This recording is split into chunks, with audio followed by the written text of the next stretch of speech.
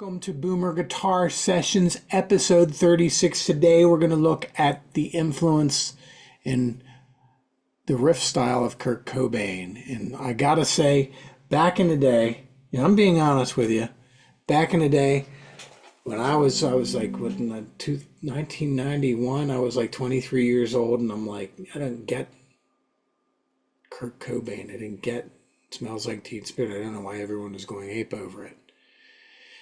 And it's only over the years, it didn't take long for me to get it. But him as a songwriter, he totally, like, reinventing the word, reinventing the style, what it means to rock is not Van Halen. This is a new day. He's a visionary. What it means to be a rock star, what it means to write songs, all these things he redefined, and I respect that.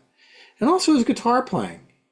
Okay, so he was into punk, into kind of the Sabbathy metal, but he was also Beatley. Like, let's write a song that has a catchy melody, and it's like, and say poetic, real stuff. Other than I love my girlfriend, or I love my wife, or whatever.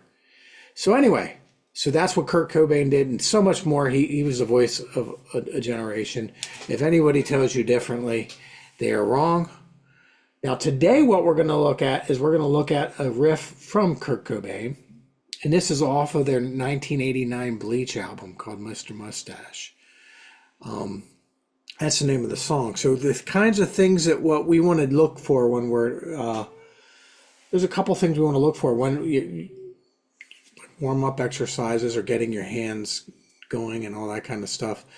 What are the kinds of things we want to do? Like most things, you want to have some sort of incremental difficulty barometer kind of stuff. Like it gradually gets harder. Now, one easy way in order to do this is something is tricky, is you play the tricky thing slow at a tempo that you can relate to and you can do cleanly and easily. And then you gradually inch up the speed incrementally until you're moving at a clip. So that is one of the things. Now the other stuff is what I also call the comprehensive coverage. Means we're addressing a lot of things. We might be addressing the picking hand, we might be addressing the fingering, timing, finger strength, flexibility, coordination, dexterity. All these kinds of things are coming together. All at the same time, okay? Focusing on technique. If there's a particular technique you want to get down, come up with an exercise or a song or something that gets that exercise down, that helps you get that exercise down.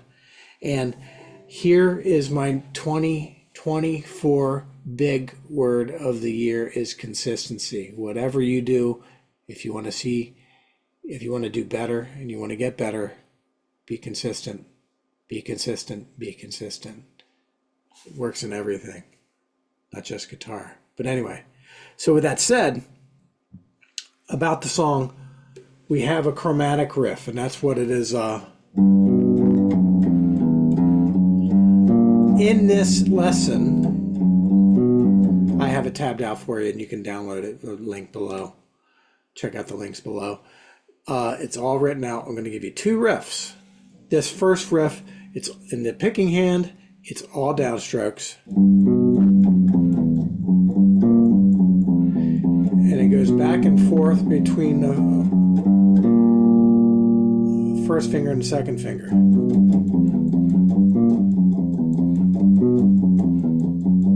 And it's almost like it was written to be a warm-up exercise. Like some songs in the history of guitar-ness are that way. It's like Kerry Livgren in Kansas.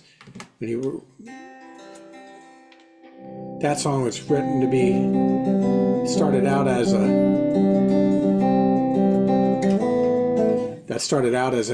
a guitar exercise to get him better at playing Travis picking. All right. So for this, it's almost as if it's a great warm-up exercise. And we're using the first three fingers and all downstrokes. Okay. Now your rhythmic precision has to be on point. In other words, you want to practice this. When you practice this, what I always do is I play along, I make loops. I'm not a big fan of metronomes. When I say metronomes, the little click, click, click. I am big fans of timekeeping devices, but there's better ways to do that than just a metronome. In my opinion, this is just my opinion. Metronomes doesn't make me want to practice. And one of the things about practice is when we practice, it should be fun. We should make it fun whenever possible. And we can. If we make it fun, that means we'll practice it more.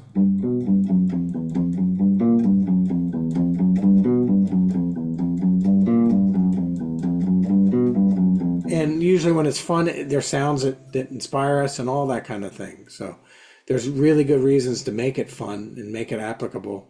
And so eventually what you're going for is you're wanting to get the energy into style. So now incremental progress. When I said before is we want to get into, we're talking about incremental difficulty. Now some of the ways we do that is parts of the piece get harder and harder and harder. In our case, it's going to be what we're going to do is we take the loop. I take a loop of it and say I slow it down and I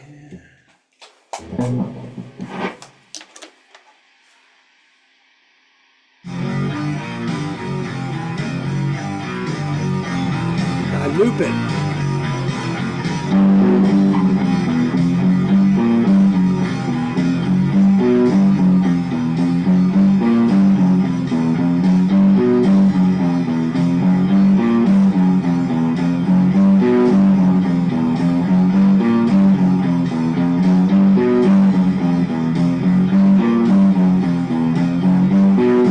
That is a wonderful warm-up. That is a wonderful warm-up. And it's like what you can do is, well, that might be too hard for you. You can, that's an eighth note. You can practice that. It's quarter notes, kind of like a walking bass. So, and then eventually what you can do is you can inch up, and there's wonderful apps. I'm going to suggest, this is called Amazing Slowdowner. You can pull in loops, the Amazing Slowdowner, and then so I can adjust the tempo of the Amazing Slowdowner app and incrementally move my way up.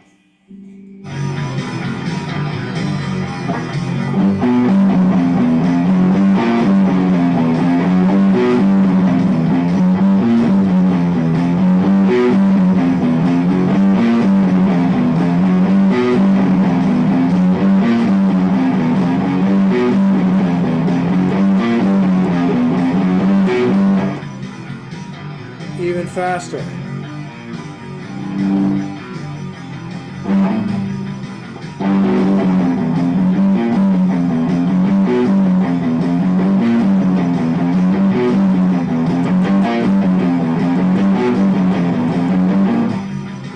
So it's almost like a tongue twister. It's like the riff, the Mr. Moustache Bleach album, 1989. It's their first album. Like when they did the Unplugged album, Kurt said, this song's off our first record. Most people don't own it. That was, everyone thought Nevermind was their first album. That was their breakthrough album. But once they had Nevermind, that Nevermind was like their second album. And they said, go back to Bleach. That's the original thing. That's when we recorded it on no budget. And as we scraped the money together, we went back into the recording studio. And Dale from the Melvins is playing drums, and this is before Dave Grohl and all that kind of stuff. So anyway, with that said, in this song, another thing that incremental difficulty, and another thing we can do is add chords to the mix. So we, so something like the riff number 2, which is in there.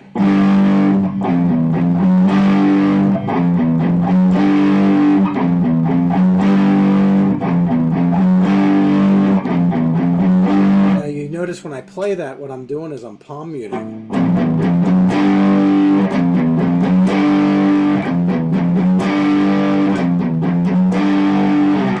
Anyway, great kind of warm up. It's a fun song. Find fun things, practice them. stuff that you will repeat over and over again and inspire you. Find the sounds that inspire you. And until next time, I believe in you. I'm grateful for you.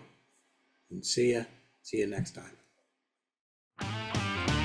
Hi, this is Rod from Boomer Guitar Sessions. I personally wanted to thank you for being part of our community. If you like what we're doing here and you want to see more of it, please hit the like, subscribe, and share.